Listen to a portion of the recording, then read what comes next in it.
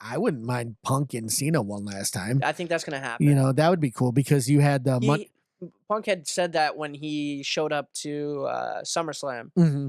He was like, "Hey, John." Yeah. He's like, "You want to go one more time?" Did you see the NXT clip where he was dressed I did see that. like he was dressed like referee Shawn Michaels, had the short shorts on and the stuff. He's like, "No, the hat." Yeah, he's like, oh no, not the shorts. The shorts are fine. It's the hat. He can't wear that ridiculous It looks like thing. he's having a lot of fun. Yeah.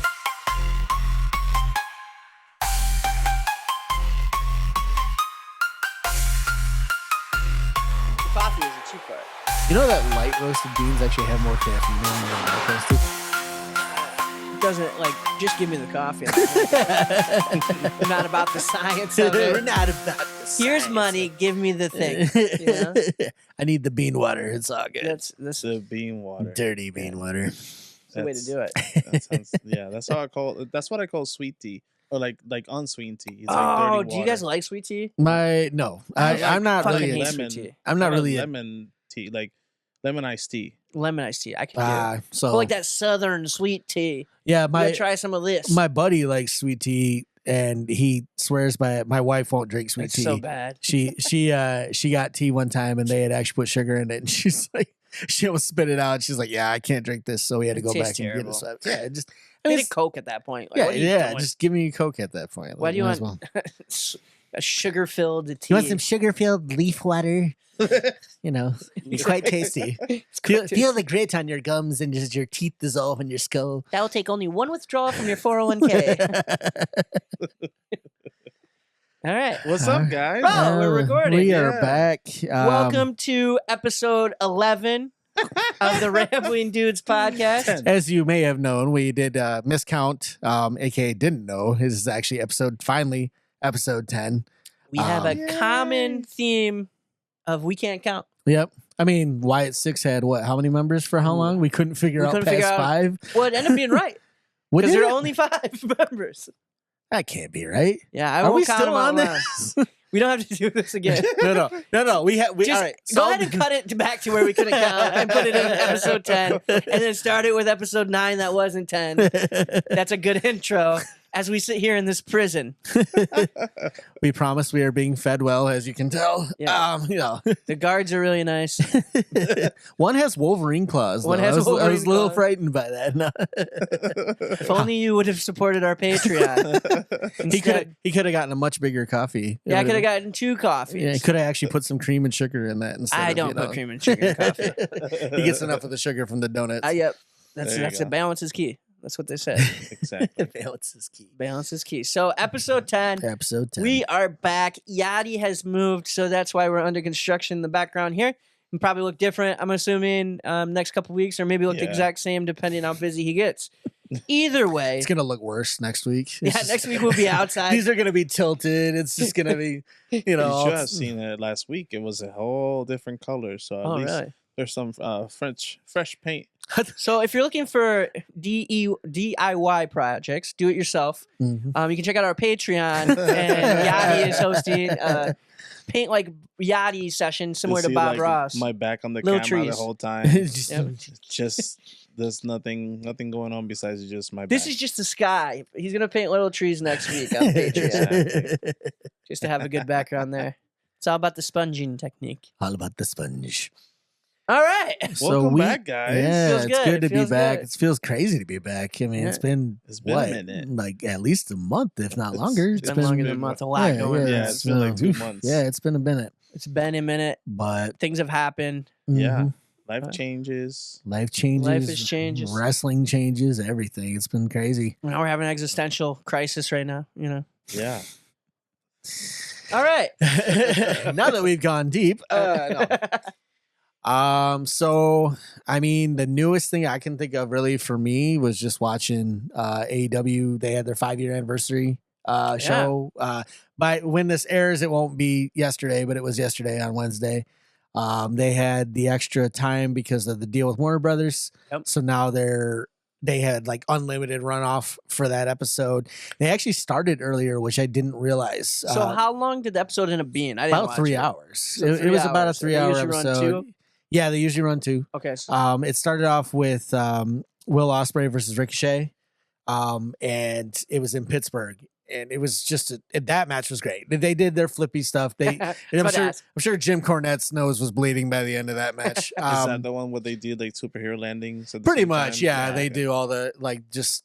It's ridiculous, but it's awesome at the same time. So you don't care. Yeah, I mean they're athletic. Like they haven't got to the point where they've buried Ricochet yet. That's the main part. Yeah, he went after Ospreay's international title, and then ended up Takeshita broke it up. They ended in a draw, which was actually really well done. They both ended up pinning each other, and they pointed out that both of them were kind of in a pinning predicament, so neither one of them felt they needed to kick out. Yeah, and then they restarted the match. Tony Khan ordered it restarted, and then Takeshita came down and spoiled the whole thing, bloodied them both up, and didn't bloody them, but beat them both up, and then held up the international title and then threw it down. So that set up a triple threat at Wrestle Dream. So that'll be good. That'll be Wrestle Dream. Is that a big one? Or? That's one of their new ones. Okay, that's one of the new ones. That is, I want to see, is it next Saturday? Wrestle Dream. I'm sorry. Yeah. I just haven't heard a name like that. Yeah. It's their new one.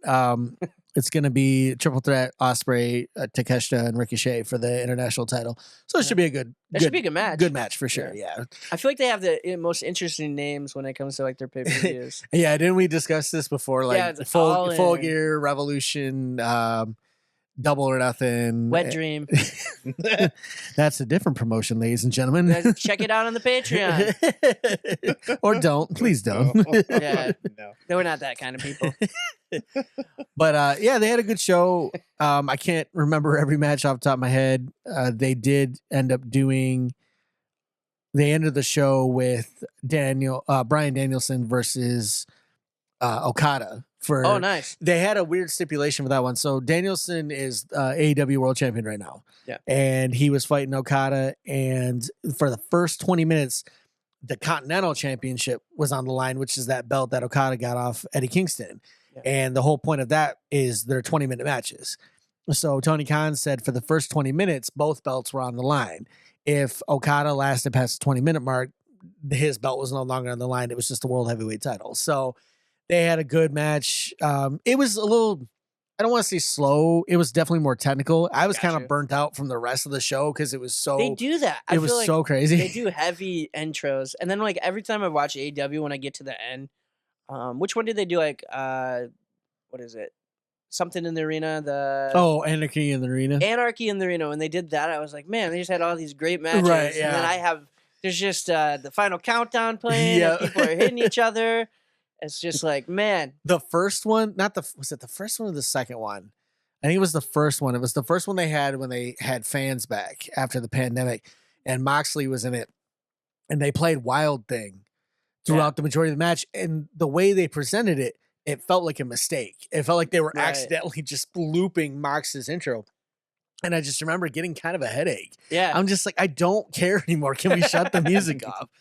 But it was a great show. And then that match was really solid. I was a little thrown off because Danielson won with a backslide, kind of like Kerry Von Erich against Ric Flair for the title. And then I love kind of like a finish like that, though. I mean, it worked for the match because it doesn't really make Okada look bad, and it doesn't make Danielson look like he dominated or anything like that or survived.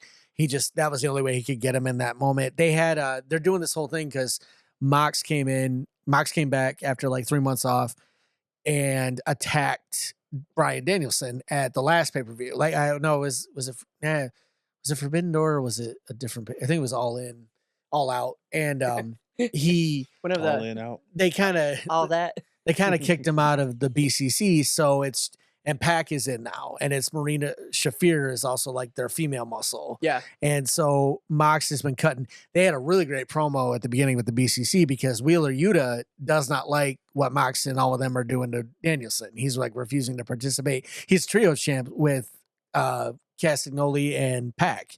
So it's like this weird mix of dynamics and everything. And they were out in the crowd kind of giving Okada like the evil eye, like you're not going to beat him. And then that gave Danielson the win. Like he was able to take advantage of the distraction. But then they all came in. Well, Okada attacked Danielson after the match, and then they all came in to like beat him up. And then Wheeler Yuta came out with a hammer. Oh. and started swinging it at everybody and like got him out of the ring. No, just like a little like like a ball peen hammer. Yeah, pretty much.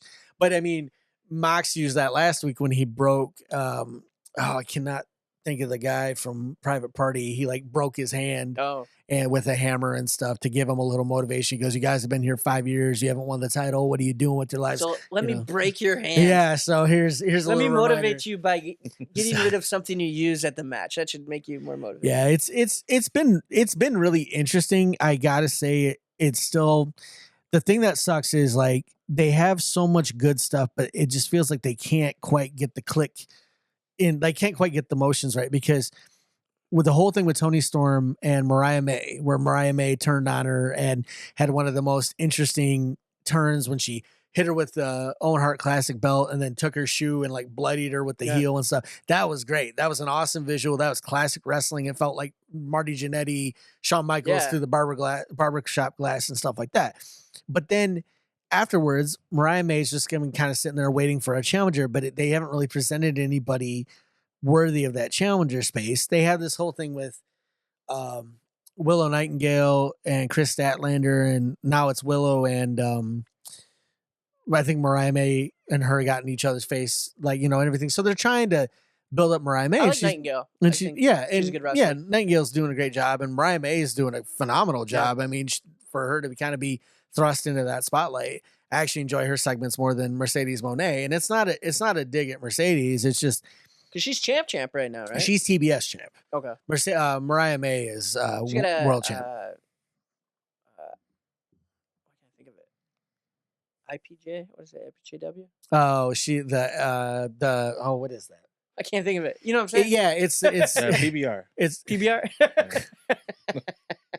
It's that title that she got from Japan. It was New Japan. Yeah, it was New Japan. It's like a title over there.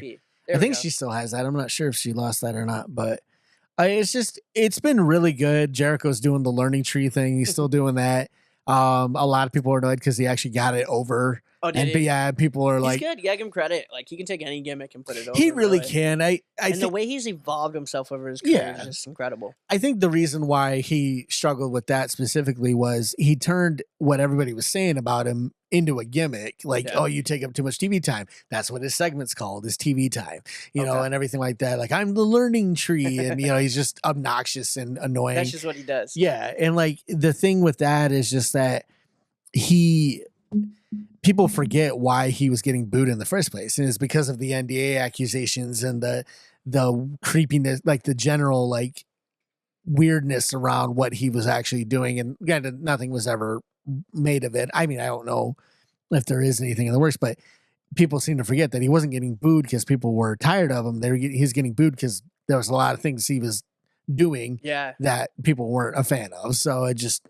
That's like a new thing in wrestling, like, obviously. Right, the public knows what you've done. Yeah, Jake the Snake Roberts might have had a different audience reaction. It's crazy to think then where that guy came from, what he went through to where he is now. It's nuts. Speaking of people, I don't know if you all had a chance to watch the Vincent Kennedy McMahon documentary. It's been fantastic. Yeah, I've heard it's really good. I caught some highlights from it. Not really highlights. I caught like kind of cliff notes of it. Yeah. And it sounds like it's good. I mean, I definitely want to check it out. The last McMahon documentary I watched was that one that he released back in like 2005, where it's like half him smiling, half him angry and everything like that. I heard like it doesn't really break too much new ground. Yeah, that was my big thing. It didn't break a lot of new ground. I did like the interview aspect that he had because he talked more about acquiring the territory, right, and being like, well, it's business, right? Yeah, business.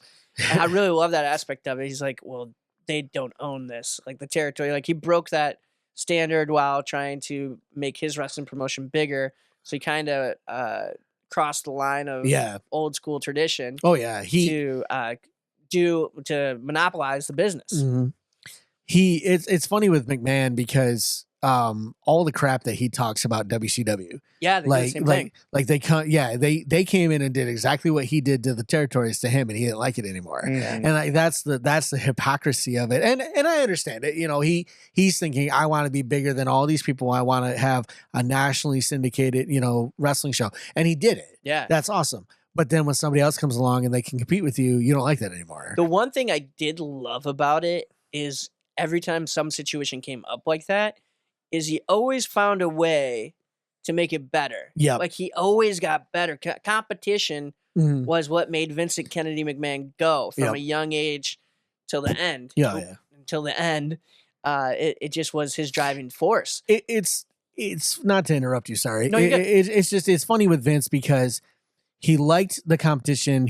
It drove a lot of wrestlers to be better. Yeah. And the thing is like, I think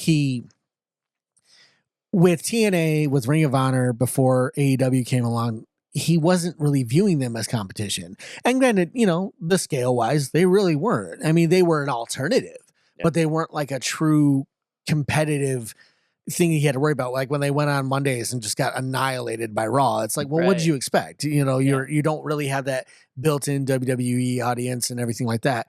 And I think with Vince, as much as he still worked, as much as he still put in the effort, as much as his wrestlers did, he didn't really have the need to try to maybe shake it up a little bit. The same things were working for him. So he just kept it going. I mean, look at how many times Brock would win the title and leave. Look at like this Roman experiment where he was champion for as long as he was. That was just such a weird, cool / freakish situation, because it's like this would have 5 years ago, I would have never guessed that Roman Reigns was going to hold the belt as long as he did. Not in this day and age. Right. Back in the 80s, back in the 70s. Oh, yeah, for sure. Yeah, like no Bruno problem. Sammartino, Yeah, Hulk Hogan. Yeah, exactly. Hogan had it for what, 3 years? That Andre the Giant story was cool that he talked about. I haven't seen that he had an Andre story, but like, again, I haven't watched it yet. So. Based on like the big scale of WrestleMania 3. Oh, okay. The year before, Andre was essentially retired. Yeah. He needed back surgery. Yep. Vince McMahon said, I got a place. He goes, it seats 93,000 people.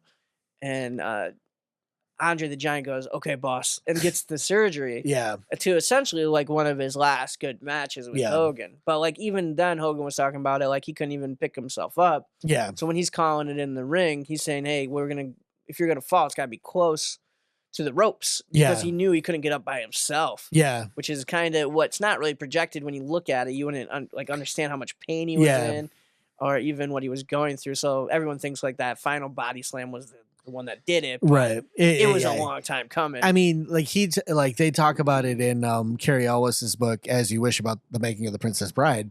He talked about how Andre was in a lot of pain, and he just kind of hit it as much as he could. A funny side story with that is, like, for Andre to get around in some of the more hilly areas, he had a quad. He had like an ATV, so he taught Carrie how to use it. Well, Carrie, do they make oversized quads? I mean, it worked. You know, well, Carrie actually messed up filming for a little bit because he like crashed his foot. He broke his toe and tried to hide it. And so Rob Reiner was like, you know, we got to get that taken care of, man. You can't just pretend it's not hurting and everything like that. But Andre was in a lot of pain. And like, there's a scene where he's carrying Princess Buttercup and she's on wires because he can't do that. He doesn't want to drop her and, you know, everything like that. Which is insane to think that he was able to even wrestle a right. match. And if you look at that match, if you look at Andre's singlet, there's like a back brace in it, and like it's the same color as his singlet, so you can't really tell unless you're paying attention, obviously. Right. And so it just it's crazy to think of a guy who knew that he had a tumor on that gland and like it was going to make him bigger, and the only reason he didn't get it removed is he was afraid it would affect his athleticism, and so he never got it removed. That, like, him and Big Show had the same thing. Big Show got his removed, and he actually said, he goes, I was playing basketball, I was doing all these things.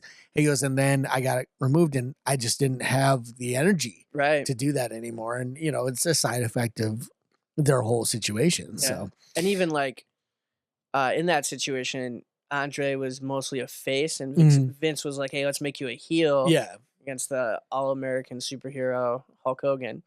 It was also interesting to look at like Sergeant Slaughter Mhm. and that storyline with WrestleMania 2 and how that was kind of a flop that nobody talks about. Well, like with Slaughter in general, like I think because Slaughter was a GI Joe and Slaughter was like all these other different things, I think it was another failed experiment to make the next Hulk Hogan. Yeah, like that's always been his goal. And like that's the thing is like you have this once in a lifetime persona, this once in a lifetime character.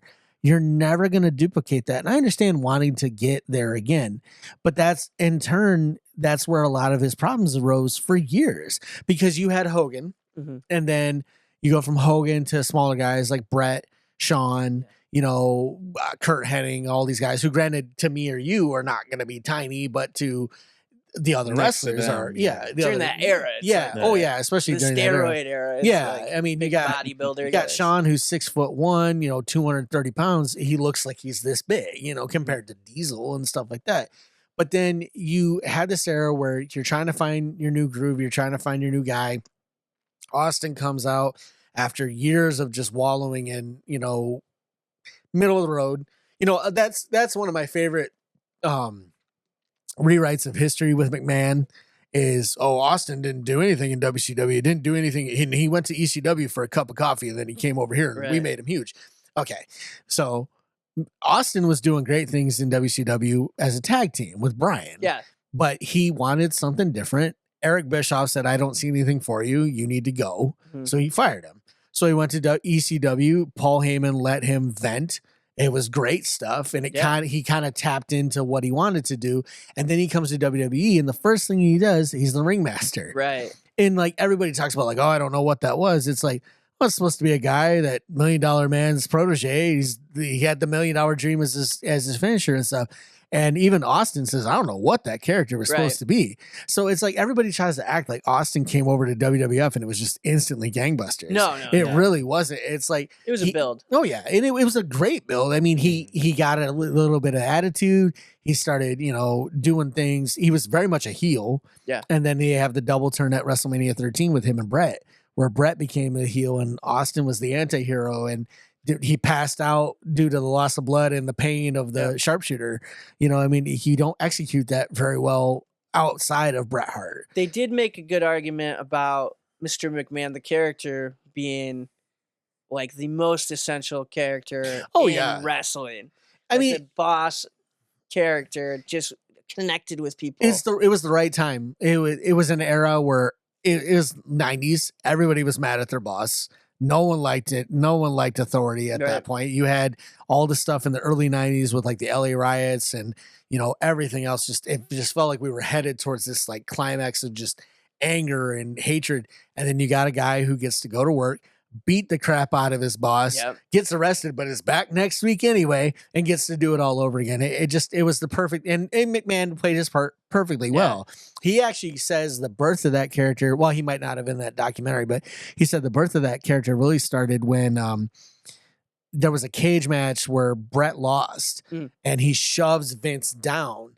And people point out, like, a lot of people didn't know Vince was the owner. They just thought he was a commentator. And, that was the character he portrayed. And he actually said that's the one thing he really misses about being the McMahon character is he wasn't able to commentate anymore. He loved doing commentary. But to a fault, as we can see him talking in Michael Cole's ear every night. He was by proxy at that point. But yeah, and it just like you hear about like stuff like that. And, it just to see where they went with it. I mean, it's just the fact that you captured this like once in a lifetime situation. It's lightning in a bottle. Yeah. And they've had it multiple times. And it's just, that's the frustrating thing is like, I consider like you got Shawn Michaels, you got Bret Hart, and then you got Austin, whose run was surprisingly, a lot of people don't really think about it because of his injuries, because of the neck injury, especially. Yeah. It wasn't that long. His run was very short. It's like 2 years, right? Yeah. It was like 2-3 years, total where he was the guy. Mm-hmm. And then he was too banged up to really do it. I mean, he retired after WrestleMania 19, and that was after not wrestling for a long time. And then you had the whole situation with Brock and him, right? Yep. And then he was, that was why he left initially, was there was for King of the Ring, and they wanted him and Austin to Austin and Brock to wrestle at a Monday Night Raw, no build, no pay-per-view. Yeah. And Austin's like, I have no problem working with Brock. Why would we not sell this on a pay-per-view? Yeah. And he goes, well, he's going to come in, he's going to beat you. And then, he's going to go on to win King of the Ring. And Austin's like, well, that sucks. I don't like that. And he went home. And, that built a lot of resentment along the locker room for a lot of people. They're like, first of all, they knew that wasn't really how Steve did business, but they're also like, well, he did leave. Right. He was literally on line at the airport to leave. Jim Ross called him and was like, where are you? And he goes, I'm going home. He's like, Steve, don't do this. There's a right way to do business. Like, come back. And he's like, well, I'm on the plane, so I'll see you later. And he hung up. Stuff like that. He just wasn't that guy. Yeah. You get burned out. Your neck's broken. Yeah, you're beat up. You're banged up. You're tired. You're about to go through another divorce. Why would you want to go? That's like one thing Austin said. He wished he would have spent more time with his family. Yeah. They did show a little bit on the Mr. McMahon documentary. Yeah. Just a little bit. Yeah. He explained it there too. Yeah. It's really interesting because you go from like your hottest period, arguably the hottest period for wrestling at all. Like millions of people are watching every week. It's hotter than anything else on TV. And then you go to like this lull after like the 2001 era where you're just like the hardcore fans are still watching. They love it. They don't care. You got to win some of the WCW fans back because now their product's gone and they're stuck watching their guys either get buried, misused or whatever on, DDP was the only guy to immediately be like, yeah, I'll come. And then they made him the stalker of Undertaker's then wife and, buried him. And then he has a trend of doing that. It's embarrassing. See, like that was the thing I never understood. It's like with the wrestling business as a whole back then, I'm sure it still like does this today. You have a guy or a lady who's leaving. Mm-hmm. So you're thinking, well, you get put over as many people as you want. As you can. And I understand that, like, it's a big win over this person. But what you're really doing is you're trying to lower their stock for wherever they go. Yeah. Like, oh, that guy, he was losing before he left, and everything like that. And like, that's kind of like, I don't mind when they write him off, like what happened with Ricochet when he got written off TV. He was thrown through a car windshield by Braun Breaker. Yeah. That makes sense. He's unstable. He attacks him. He, tries to kill him. Fine, whatever. And they sent Braun Breaker on a run there. Yeah. I mean, put one down and lift the other one up. Well, I mean, Ricochet wasn't real. He was just like, people liked him, but not really being utilized the way he's meant to be used. He had said, he went on Talk as Jericho, and he had said that he was actually thinking of leaving about 3 years before. Yeah. And he actually told, I think Lauren Ice was still there at the time, and he said, I'm done. Just do what you got to do to write me off TV. I'm good. And they go, well, how do you feel about winning the IC title? And he goes, okay. And then he didn't think they were going to go through with it. He thought they were going to do what they always do, which is just blow smoke and then nothing comes of it. Yeah. And he goes, next thing I know, I'm winning the IC title. And he goes, okay. So he stayed, and he's like he said, he goes, I have no ill will. He goes, I just wanted to do something better than what they were giving me. I think too, that's like a hard part with wrestlers nowadays. More than ever, is it's a brand for themselves. Mm-hmm. But everyone wants to be champion. Yep. And it does take time. The rosters are stacked everywhere. Yep. AEW stacked. They're going to continue to get stacked. Yep. Just with the people that they're signing. Yep. So I don't foresee like Ricochet. Like he's going to have a couple good matches here and there. But I don't know if they're going to put a belt on him right away. Not right away. But I mean, you look at AEW in general with guys like Miro, who I was thinking was going to go on a tear with the TNT title. Now, granted, I understand there were some injuries in there. I don't even know. Does Miro still wrestle? He's on AEW's payroll, but he's been, the reports are that he's had no sort of like, we don't have anything for you creative wise, which is, again, I don't understand. Right. You have this wrecking machine of a human being who he's great, does great matches, does great promos. The Bulgarian Brute. Yeah. And then you just sit him at home. You pay him to sit home. Yeah. And that's where it gets tough, though. I mean, it's like Ricochet's example. Just you told me, like, I'm done. I want to go home. Yeah.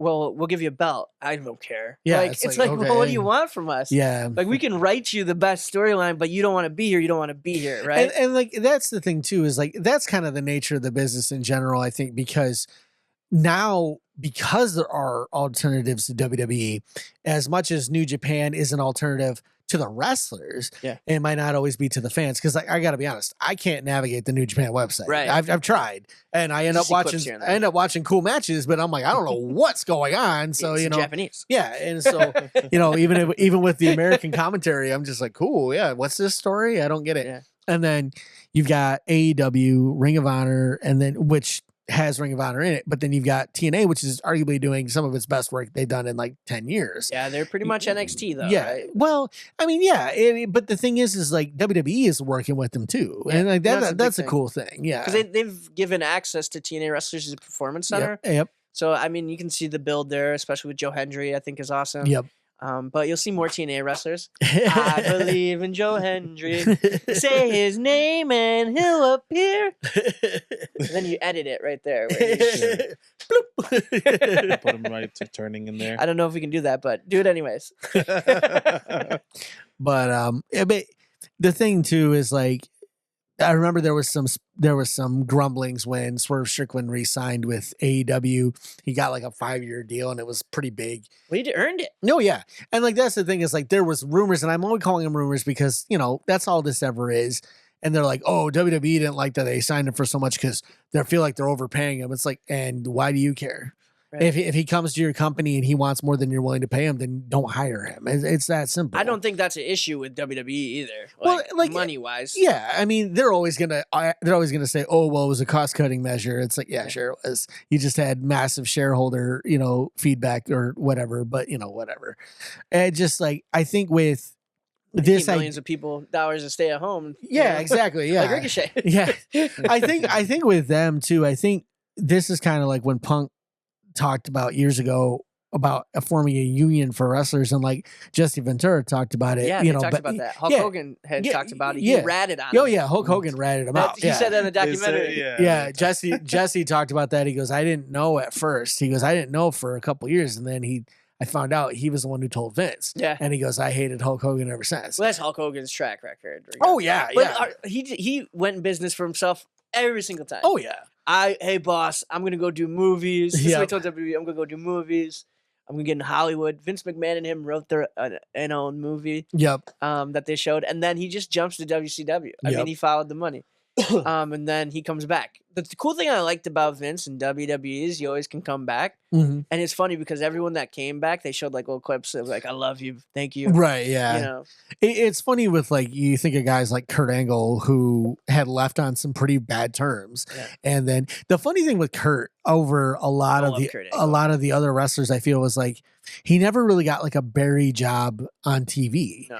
And I think it was because he had a lot of like, I think he got arrested, right? Well, he had a lot of painkiller issues, and they kept telling him you need to go to rehab, and he wouldn't go. But they didn't want him to leave because they were afraid if they left, they were going to find him on the news because he was dead. Yeah. I mean, he was taking like so many, pills a day just trying to live, and everything like that. So it's funny with Kurt because they eventually got Kurt back because he lost his last match to Baron Corbin. Yeah. So it's just like, we got you, but, I was mad that they ended it like that. But it was cool to see him back. Yeah. Like, I love Kurt Angle. Even like CM Punk, right? Nobody ever thought CM Punk would come back. That was one I remember because for years, I was very much, he's going to come back at some point. It's going to be a couple years. He's going to heal up. He'll come back.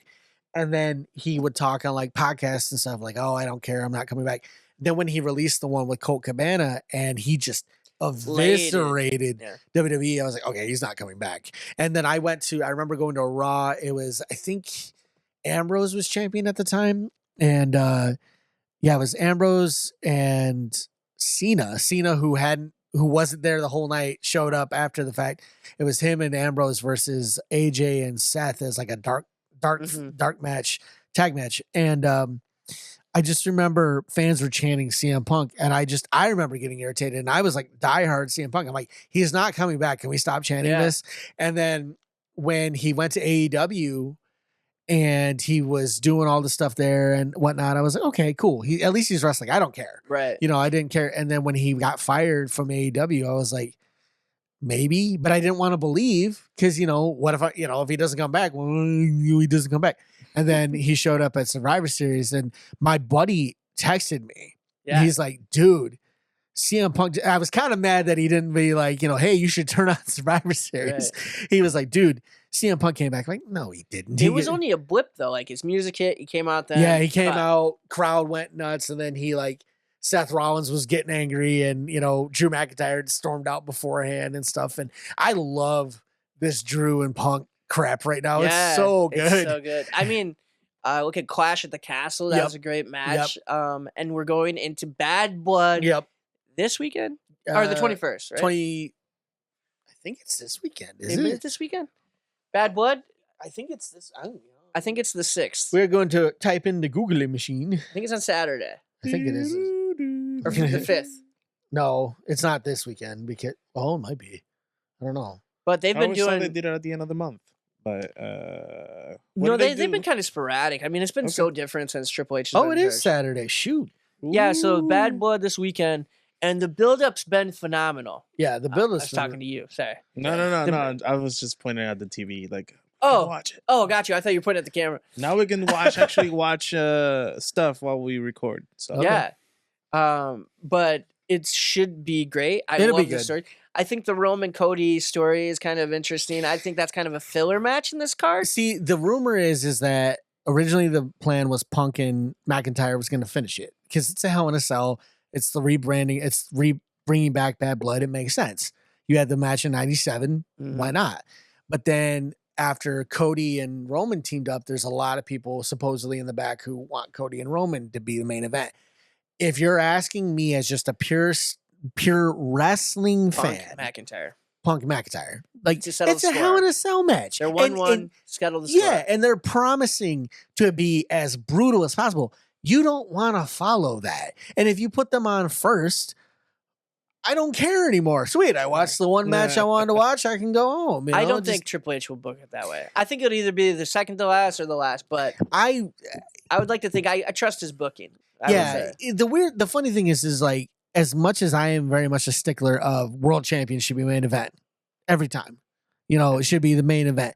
When you put your WWE World Champion in a tag match, it kind of negates the title at that point. So move that down the card and then bring in Punk and McIntyre. If you're not going to have the title main event anyway, give me a match that supersedes that. To me, it's the equivalent of when you had when you had Michaels and Taker at 26. Yeah. That was the main event. Why? Because they knew the crowd was not going to care about anything after that. They sent Triple H and Randy Orton out to die at 25 because the crowd had just blown their stack for that match, which was phenomenal. But also you had a match that you neutered it from the beginning because if you get disqualified, you're losing the title. This is Randy Orton has tortured his family for months. Right. And then he can't get brutal with it. Why do I care? I fell asleep. I legitimately did. The 25 was just a bad pay-per-view overall, except for Michael's Taker.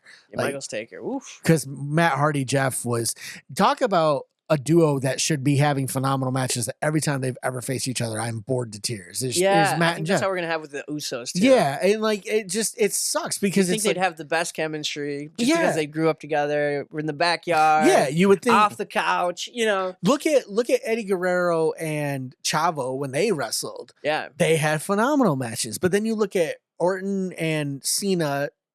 They're about 50-50 because I felt like Cena and Batista had better matches than Orton and Cena did. And it's not that Orton's a bad wrestler. How do you think Cena's going to play into the 25? Who do you think he's going to be his retirement match? I think it's got to be probably The Rock. I would think. The thing that sucks is like the best rivalries he's had, they're all everywhere else. If it was Jericho, if it was Edge, if it was they would never book that though. And you can't have Cena and Kurt because Kurt's not going to wrestle. Right. So who do you have? You never know. Like, he might get a gimmick match there. Yeah. I mean, we could see a cinematic match. Yeah. I mean, I kind of want and this is just me given their matches that they've had in the past. I wouldn't mind Punk and Cena one last time. I think that's going to happen. That would be cool because you had Punk had said that when he showed up to SummerSlam. Mm-hmm. He was like, hey, John. Yeah. He's like, you want to go one more time? Did you see the NXT clip where he was dressed I did see that. Like he was dressed like referee Shawn Michaels had the short shorts on and the stuff. And he's like, no, the hat. Yeah, he's like Like, oh, no, not the shorts. The shorts are fine. It's the hat. He can't wear that ridiculous It looks like thing. he's having a lot of fun, which is weird to me because I thought he'd still be his cranky old self. Him, right? Sean, yeah. He wants to be a producer now. It seems like. Yeah, he wants to take over NXT. Sean has actually said, he goes, I think he'd be great as head of NXT. And I think that's scary for anyone if you have CM Punk as a booker. It could be. But don't forget, a lot of those, while Sean is head of creative of NXT, he still has a bunch of people around him. Right. So WWE is going to have its systems in place because even when Vince, the only like true. I don't mean scary in the sense like bad. I mean like good, like scary good. Well, it's one of those things like with his ideas, like he talked about, like when they talked about, it was one of the, what was it? I think it was after Clash. It was whatever one Punk lost to McIntyre. You lost at SummerSlam. You beat him at the Castle. It was like the first one they had. And the guy said, I think you guys should just go straight to Hell in a Cell. He's like, I'm glad you're not booking this then. And the truth is like, Punk is very much a person who likes to tell stories while he's wrestling. He's always done that. He's always pushed for that. Yeah. And that's why it frustrates him. Like when he used to wrestle Joey Mercury before he was John Morrison and Joey Mercury. No, he was Johnny Nitro. Yeah, Excuse me. My bad. Shout out to Joey Mercury. When he wrestled Johnny Nitro is for the ECW title. And he said, we had 4 matches. He said they were all crap except for the last one. He goes, that last one for some reason clicked. It's one of those guys, you take a guy who likes to tell stories and who's been around and has seen everything else. This guy has done Ring of Honor, TNA, AEW for that short stint, everything like that. And like, it's funny. I'm interested too. Sorry. No. Go ahead. Like looking at this rivalry, this story that he's telling, we're at the crescendo. Yep. This is the final one. Hell in a Cell, Bad Blood. Yep. Main event, we think. Hope so. That'll be my main event. I'm not watching anything after that. What's after this? I think Ethan Page is one because they set that up at NXT because of Punk's refereeing. Ethan Page lost the title. They've been going back and forth on Twitter. Well, I should say Ethan Page has been posting about him on Twitter because I do follow Ethan Page. Punk doesn't do a Twitter anymore. He's just got Instagram now. But you have that kind of built-in story. If Ethan Page comes up to the main roster, you have the stuff with Seth Rollins still needs to be resolved. Granted, Seth Rollins is fighting Bronson Reed right now. And then you've got...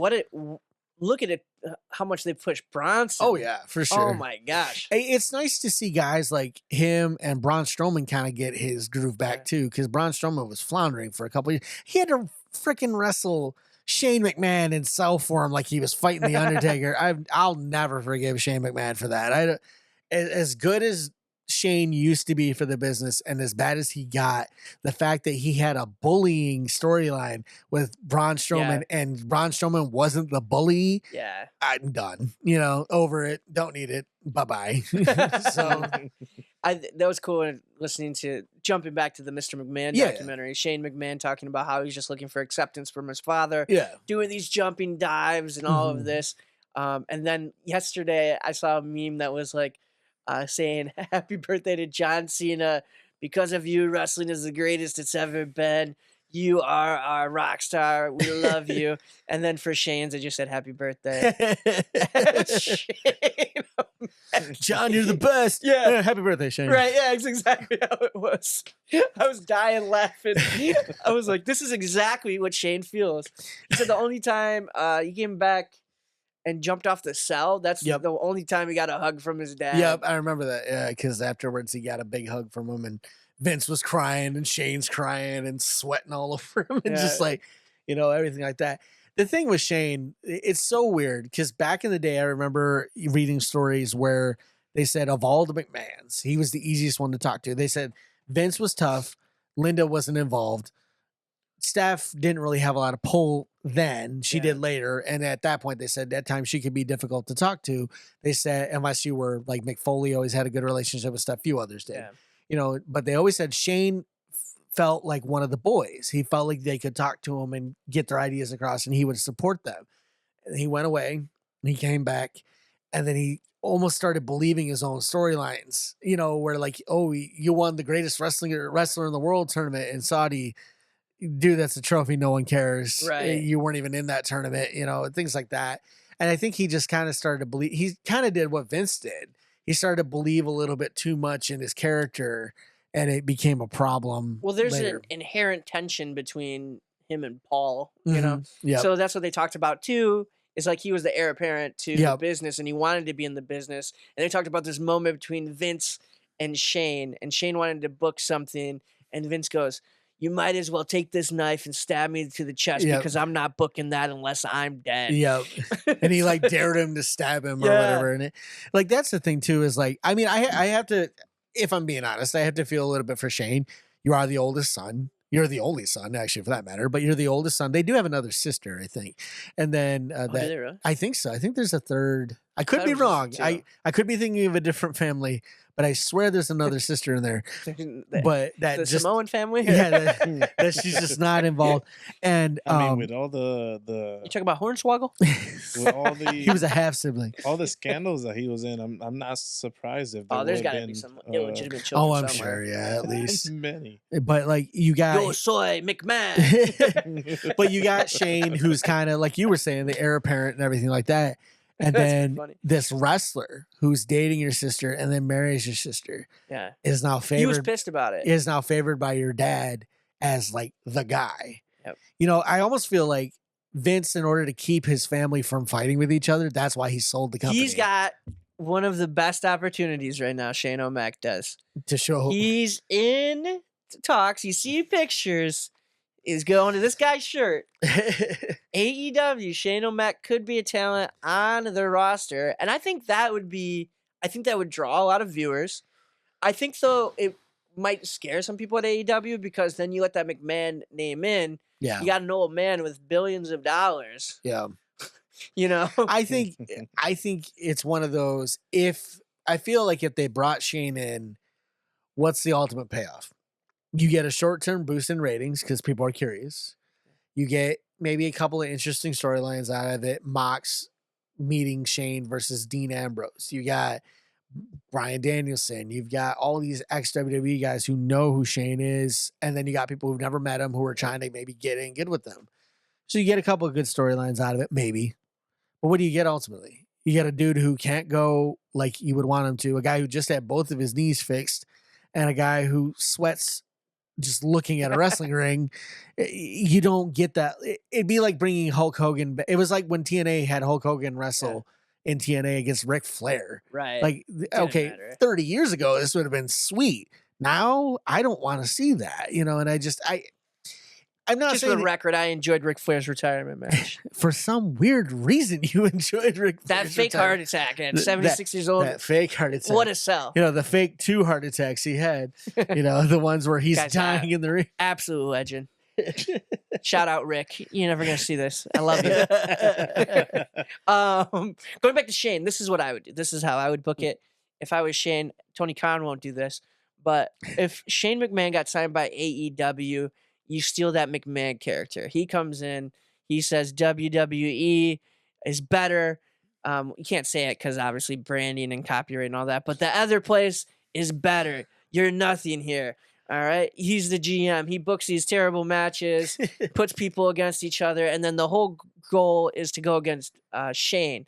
So you have those interesting matchups where a Moxley versus Shane makes sense. Like, I'm sick of you being around here. Mm-hmm. Go back to where you came from. Kind of like the narrative that they have at like WWE with some like AEW guys type situation. Yeah. I think that's how I'd book it. You get arguably their best character in that boss guy. You turn Shane McMahon to a heel as opposed to a face, which he's notoriously been a face. Not much of a heel. I think that would be an interesting storyline where you get the most out of bringing Shane McMahon. He's kind of been a heel in the last couple of years, and it's mostly because people are just sick of him. Like I mean, like if I'm being honest, like for the majority of his run, except for when he was with the McMahon Helmsley faction for a while, he was a heel then, and then he was a face because he was going against Kane, Steve Blackman. Everybody kind of appreciated that he had this like gumption about him, and he was willing to take those bumps like that. Those suplexes from Kurt where he's just coconut thunk in his head. Say what you want about him. He is tough as hell. Oh, yeah. And like I remember Kurt talking about that. He said, "I'm trying to get him through this glass. He won't go through. I'm dropping him on his head, and all I can think is Vince is going to come around the corner and kill me." He's because I promised him I wasn't going to hurt his son, and I'm here giving him like a concussion, and everything like that. And he's doing it with a broken tailbone. Yep. I think I broke my tailbone. Oh gosh, those old try this at home ads with that. I fractured my spinal column, my dislocated my right shoulder, my disc fractured into my spine, just all this stuff. And then I think I broke my tailbone was Kurt. And, oh man. Anal bleeding, Jerry the King Lawler. Oh man. You see that clip? Yeah, that Booker T. Huh? Yeah. Are you serious? Oh my gosh. If I was Michael Cole, you gotta say it. Okay, I'd say he suffered from, and I would act like my mic screwed up, and I would. Yeah, are you kidding me, Jim Ross? I'm gonna do that to Jim Ross. If it was Jerry the King Lawler, maybe because he's a bit of a weirdo, but or Michael Cole, I'd do it to Michael Cole. But especially back then, I don't mind him now, but back then, I would have done that. But not to Jim Ross, like that. That's the kind of the thing. I love how I heard in the documentary.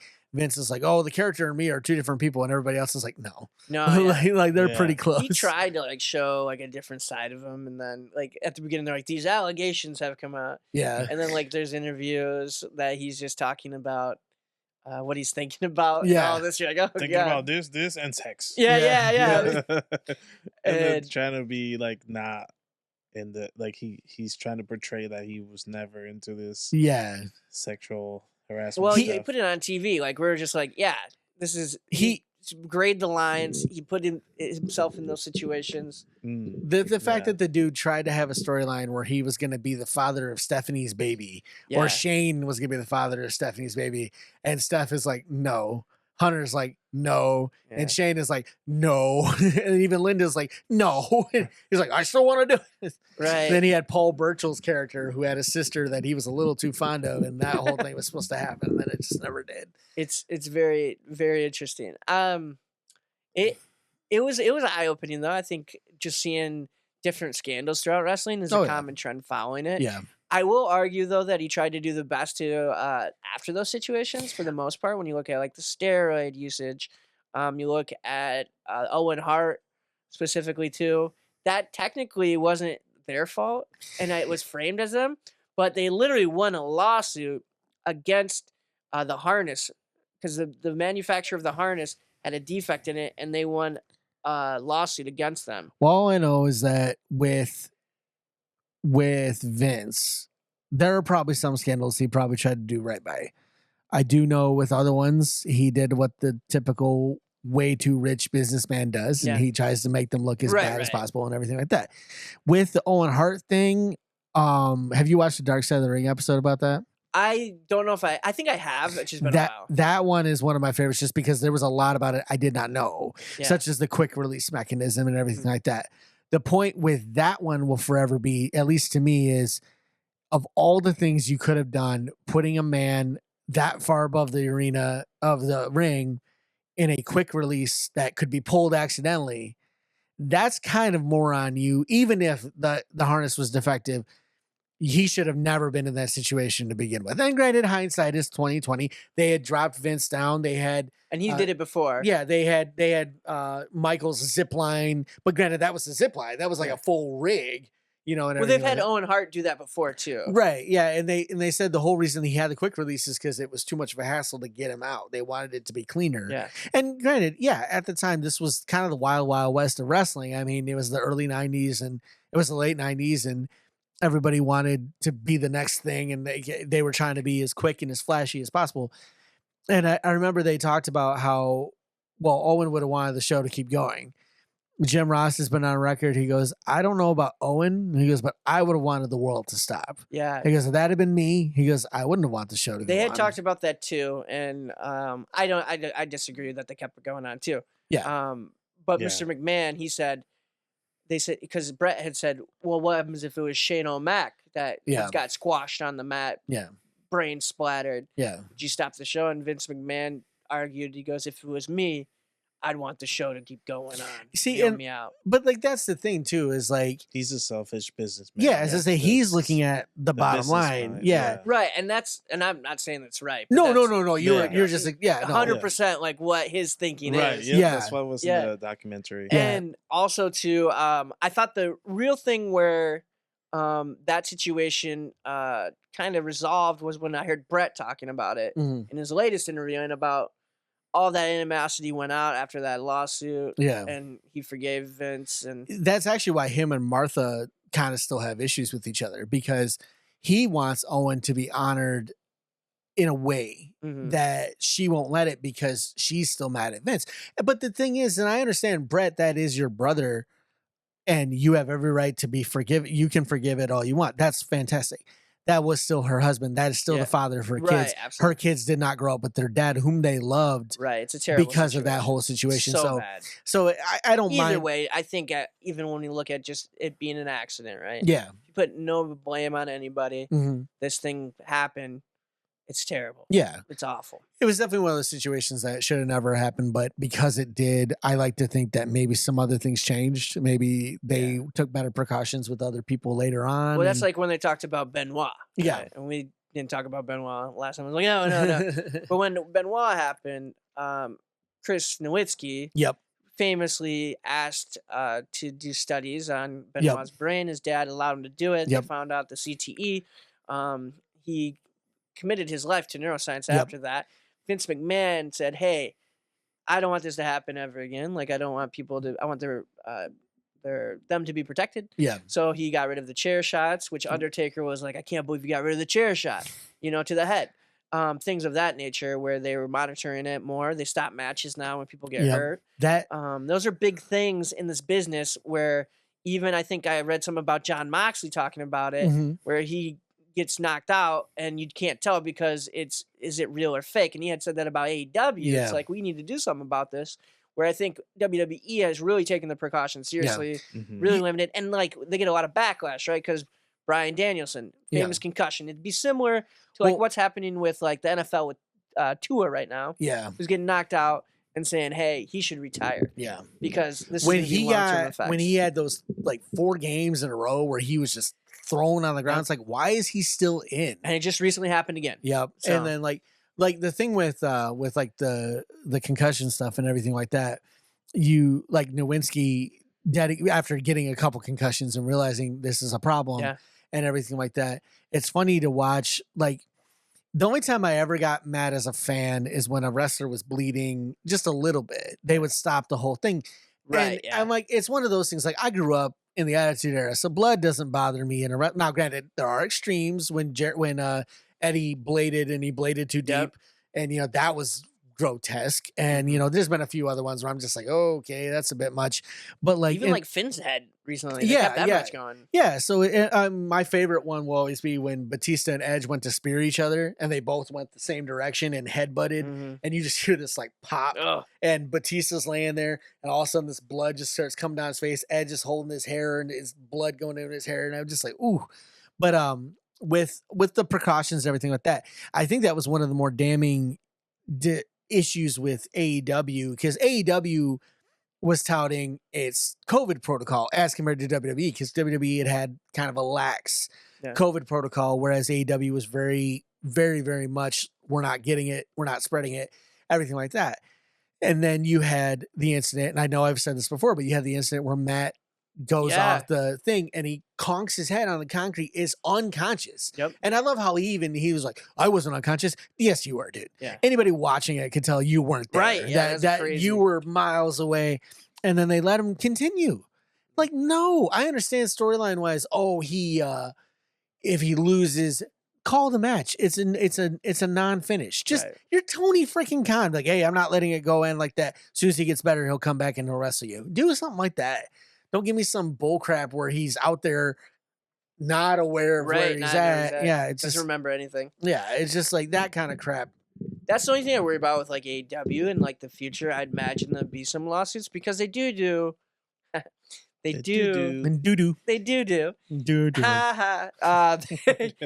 have stunts where they are doing the chair shots over the head. Yeah.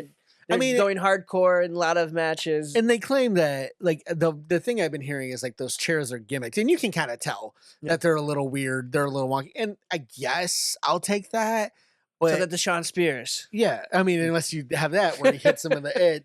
Or when Sammy Guevara hit Matt. Yeah. And he hit him with the edge of the chair and busted him wide open and everything. That whole storyline was just cursed. I'm convinced now. Like, Matt was just destined to get concussed by the end of that thing. Dude can barely walk. I know. Oh my gosh. Too many leg drops. I loved the Hardys back in the day. Matt was actually my favorite. I actually preferred him over Jeff. I think it was just because I felt Matt was the better wrestler. Jeff was very great as a high flyer, don't get me wrong.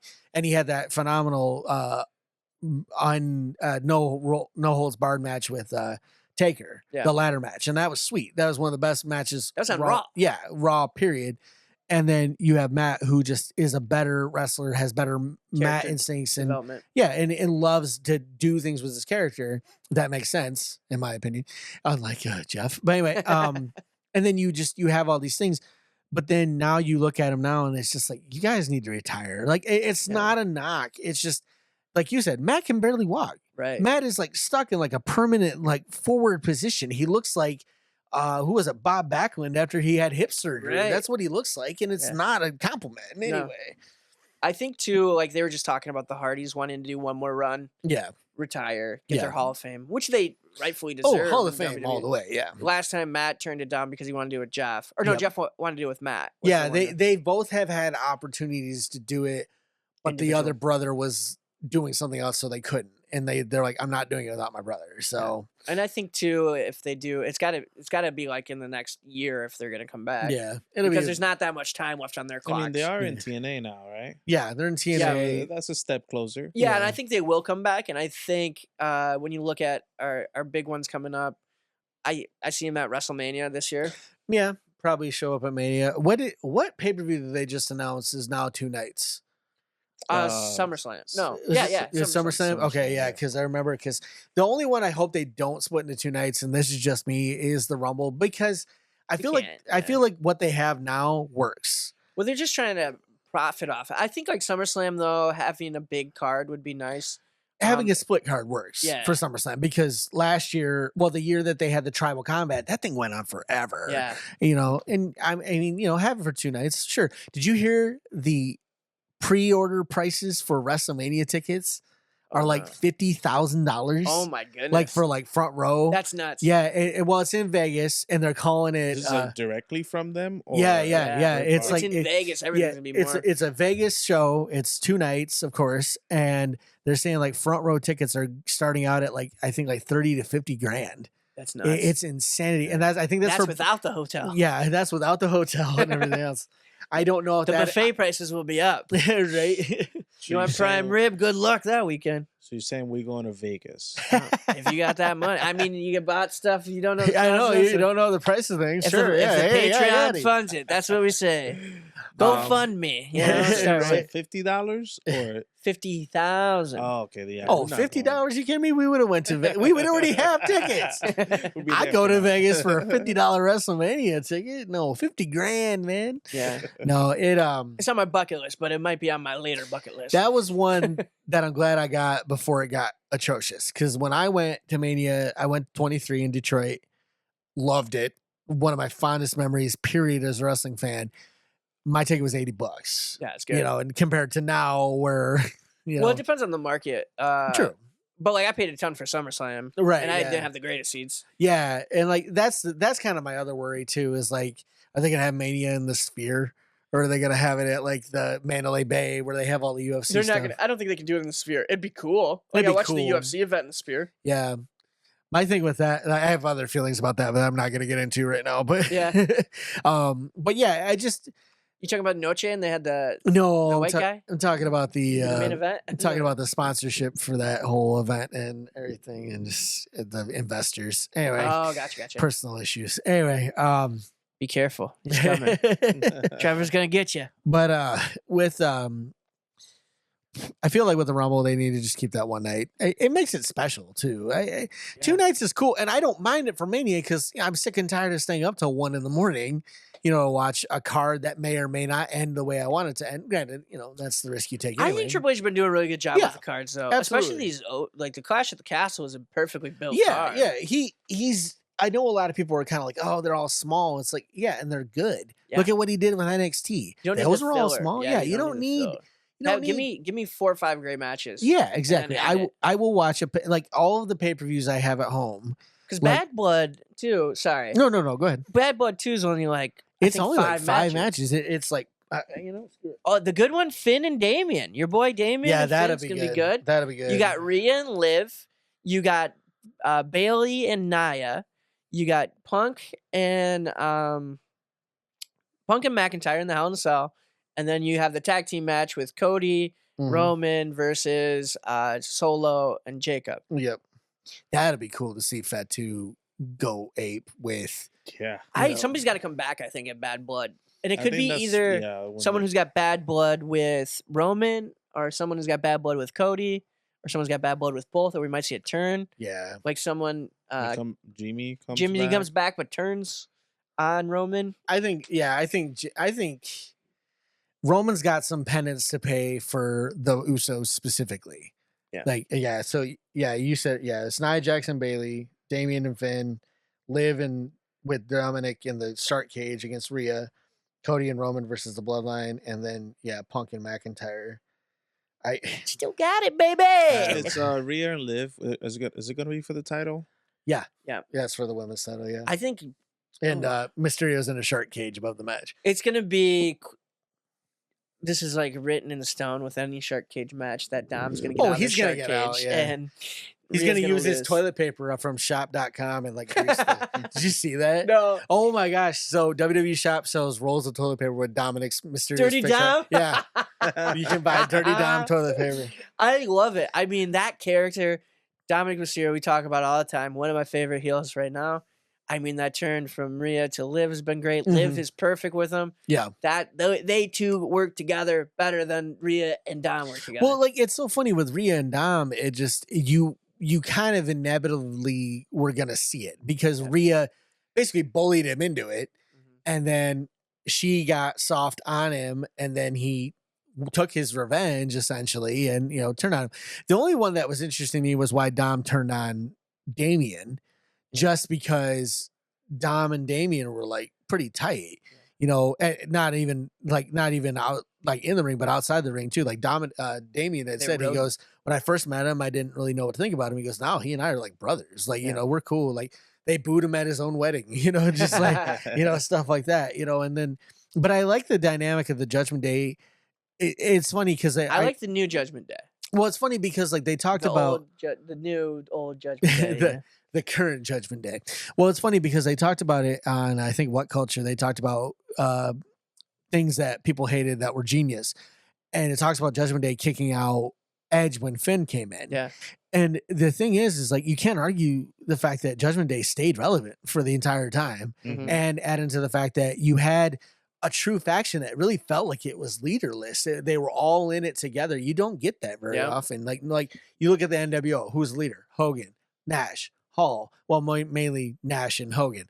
And then you've got DX. It was always Triple H when it was just him and, it was him and Shawn. It was Shawn. But then when Shawn left, Brian X-Pac and the New Age Outlaws, it was Triple H. Yeah. Excuse me. And then, any faction, you always had that leader. Judgment Day, at any minute, you're fighting one of them, you're fighting all of them. And they all are getting in each other's fights. Yeah. And then, you it's had a mob mentality. Yeah. And then you have Damian, who wants to be the leader. He wants to be the leader because he feels he has the best ideas. He feels like he's got the right vision. He's the tallest. And he had the title at the time. Yeah, he had the title. But then you got Rhea too, who was for a while the only one with the belt. The Terror Twins. What a terrible name. It is a terrible that was name. Terrible. Yeah, that was a weird decision. I was watching. I was like, the Terror Twins. It's just because she can wear Damian Priest's pants and can't you just say stuff. It's Damian and Rhea. That's what you should Damian become. Rhea like that's all it should. We don't have to put a brand and everything. Diarrhea. Yeah, but you got the wow. Diarrhea. That's her new name. So you're watching Diarrhea wrestle. Diarrhea. That side They could be note, sponsored by Pepto. So the song "Diary of" by Benny Benjamin, "Diary of Jane." No. Okay, well, there's a song. That's the name of it. A buddy of mine thought I was saying "Diarrhea of Jane" for like ever, and I was like, "What is wrong with you? Why would I be listening to a song called "Diarrhea of Jane"? What's it called? It's "Diary of Jane." I seriously thought you said "Diarrhea of See, Jane" there too. you go. Yeah, see, exactly. Yeah. Viewers, is that "Diarrhea of Jane" or "Diarrhea of Jane"? Diarrhea. I always love the Chappelle skit where he talked about how their show is seen as immature and immoral. Then he does a chorus singing the diarrhea song. when you hear something's better, diarrhea, diarrhea. Yeah.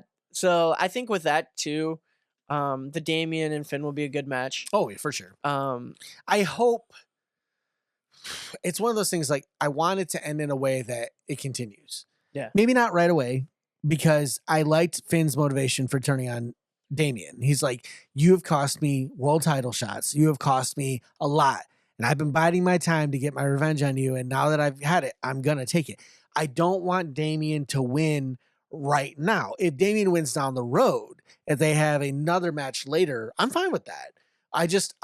First of all, I want Finn to get an actual storyline, because I love Finn Balor, and I'm really annoyed that he hasn't been pushed more ever since he got injured in that match with Seth Rollins, which I still blame Seth Rollins for. Yeah. And, everything like that. And then you have Damian, who is a great wrestler, and I think could be really good as a singles, like, kind of like behemoth. That's fine. But don't give me the end of the story right now. Right. You can give me a chapter, absolutely. Kind of like what they've been doing with Punk and McIntyre. True, yeah. Space it out. Don't give me another match next month. I don't need another rematch. Yeah. Give me a rematch down the road. Give me a rematch of the Rumble. They have to fight for whoever gets like the spot in the Rumble or whatever. Yeah, and I think that's going to be an interesting. I hope it's just a good match. I think it will be a good match. I think they have a lot to prove to. I'm interested to see if maybe Tiffany Stratton's going to cash in. Probably not, but she will at some point. I don't know. I think it's going to be sooner than Mania. Saturday. Yeah, she won't wait as long as Bailey did. No, wait. Who was the cash in this year? Wasn't it Rhea? No, it wasn't Liv. Crap. Who was Bailey? No, Bailey was champion going into Mania. I thought it was Bailey though, but I was wrong. Cash in early. It wasn't Io. Wait, didn't Bailey cash in on? Oh shoot, who was it? I feel terrible now. Who had the briefcase? Let's see. Money in the bank. Money in the bank.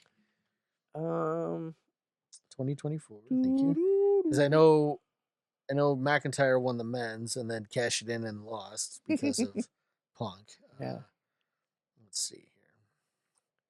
I cannot think of who it was. Shoot. Was it Asuka? No. No. Stratton won it last time. Are you sure it's not Bailey?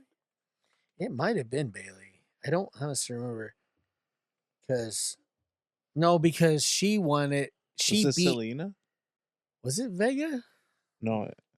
Io Sky won 2023. Yeah, who won 2024? Oh, that's Tiffany Stratton then. Oh yeah, so it was the Io. That's right. Io won it. SummerSlam. I was there. Yeah, Io won it and then cashed it. That's right. Wow. I thought it was already past that again for some reason. Took us a long time to get there. Tiffany just won it. Yeah, I did say Io. I did see that live. I was there. It was pretty cool. Good pop. Didn't really show on TV as well as it did in real life. Yeah, it was funny. It's funny. So speaking of things that don't show on TV, it is hilarious to me to watch hockey games, football games where the crowd is going nuts and you can hear it. You can hear everything. But then you watch wrestling pay-per-views where they're at a venue and you can hear it, but wrestlers always say you can't hear it in the ring. Mm-hmm. But it's weird because Lions players will tell you can hear it. Yeah. That's all you can hear. Yeah. So it's weird how it must be the setup, like where you have people around the ring and it just goes up because like Edge talked about it. He goes, you think you're having a good match and you can't hear the crowd. I think too, it's more maybe the adrenaline and well, there's also how they set up. There's no breaks either. Like with football, you could go out to the sideline. You have commercial timeouts. That's true. You have timeouts. This you have to be actively involved in the storyline that you've rehearsed and choreographed. Yeah. And you have to make sure every move matters. Yeah, that might be what it is because like Edge talked about it. He said it was weird when he was wrestling, I think in Chicago. He said the sound just goes up. Yeah. He goes, and you have to wait a minute, and then it comes back down. You can hear it. He said, because there are times where I don't remember who he was wrestling. He goes, I thought we were having a good match, but I couldn't hear anything. Yeah. And he goes, and then I realized it was the arena. It wasn't us. And I think he said that about Ford Field too, because Ford Field was massive. Yeah. And everything. I went there for Mania. That was so cool. It was so fun. Yeah. I mean, they do a pretty good job. They did so weird in SummerSlam though. They covered up the side when they have and blacked it out. And then I couldn't see the actual Titantron. And I was like, this is terrible. I have to look through this rafter that you've built. Yeah, I don't understand that. My nephew went to the first night of Mania. I don't think he went to the second night. And when they were in Philly, and he said he was way at the top. He said it was sweet. He goes, couldn't see anything. He said he had to watch the screen, but he goes, I was at Mania. I don't care. Yeah, that's still If you're there, so if you're in the building, the energy. Yeah, that's where I'm trying to get with these Tigers, man. Yeah, they play in Detroit Wednesday and Thursday next week. I might go. That'd be sweet. They're playing the playoffs first time. I'm excited. I'm excited for them. I'm excited for the Lions. About time. Don't let the Tigers get hot. Yep. They had a 0.2% chance of making the playoffs. 0.2% in August. Yep. And now they made the playoffs. And now they're there. And they've won a series already. Yep. And now they're going to versus Cleveland. They won the wild card. Now they're playing against Cleveland. And you got Detroit, who's got a bye this week, so I don't have to watch football on Sunday. Yeah. Because I admittedly only watch the Lions. I love it. That's where we get along, man. Let's go Lions. What a game on Monday night. It's funny. I'm in a fantasy league with some of my in-laws and stuff. And every year, last year I drafted Goff, Amon St. Brown. I had Detroit Lions defense. And everybody's like, what are you doing? Drafting the Lions? I'm drafting some of the Lions. Yeah. And then this year I had to set mine to auto draft, and it bummed me out because I wasn't able to get Brown. My father-in-law got him, and I was trying to trade him. I was like, I'll give you 3 of my dudes right now. And he's like, he's the only good guy I got. I was like, oh, no, you got that guy. You're fine. He didn't give it to me, but I was able to pick up Goff on waivers. So I picked Goff up, and that 18 for 18, throw game. That was sweet. On Monday. Oh, that was so good. It's a good time to be a Detroit sports fan. Oh, yeah, for sure. I'm loving it. Yep. Every minute. Just don't watch the Pistons. Yep. They're actually going to be playing in Lansing next week. A preseason game against the Suns. It's going to be at Breslin. Oof. So it might be cheap to go and watch them if you want to watch them. the Breslin's a great arena. Too, there's not a bad seat. I've literally sat in the last row. I've sat in against the wall. Yep. And it's a great seat. We, my buddy Rob and I went to see a house show, and it was when Orton was champion back. This was 2007, 2008.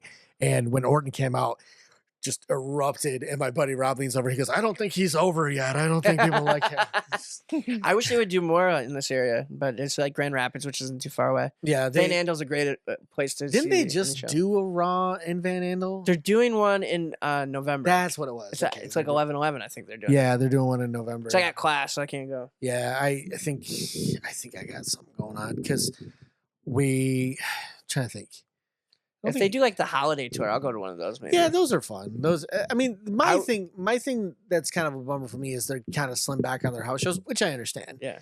But the thing that sucks about them slimming back on their house shows, there's much more crowd interaction in a house show. There's nothing like a house show. There's so much more fun. I went to one in Van Andel, and the main was Kane and John Cena in a cage match. They did that same one in Saginaw. It's so much fun. It was the same match. So much fun. This was I think 2016 or something. Yep. Yeah, because I remember I almost got beat up by a bunch of 10-year-olds in front of us who were John Cena fans because my brother decided it was a good idea to start singing John Cena sucks. And these kids are looking at us, and I'm like, I'm gonna get beat up. They're just gonna start stabbing us with pencils, man. Shut up. They just carry pencils with them. Yeah, and then Ticonderoga to the spleen. Cena won the match because he was United States champion and he beat Kane, and this one kid turns around, he goes, oh, he sucks, huh? I can't. And I'm laughing because this kid is loving it, just having a great time. And my brother's got me and his 2 sons, and we're just doing this, and they're singing John Cena sucks. I'm like, I'm gonna get stabbed.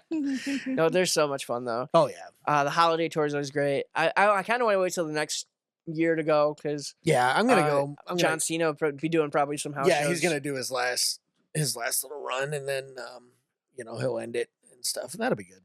Yeah. So I don't know if he's looking to producing. He's kind of hinted at it.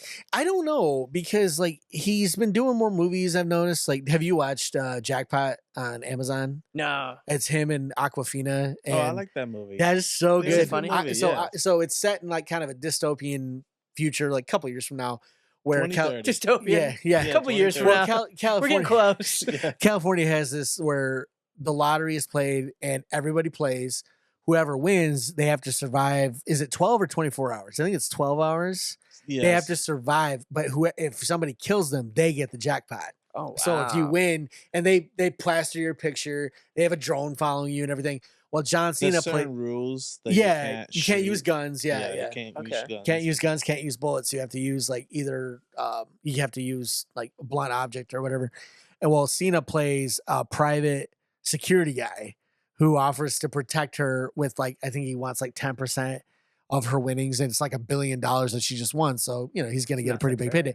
But she doesn't really trust him, but she has no choice, and it's just chaos ensues. It's really good. It's also, really he beats up a bunch of people. Yeah, it's just like a combination of like a purge. Yeah, but in a funny way. Yeah, It's if the purge was a comedy, intentionally, anyway. Right? Yeah. So I don't think that's gonna happen in the next couple of years. Hope not. It's still be in the future. A couple years from now. Yeah, John Cena beating people up, murdering people.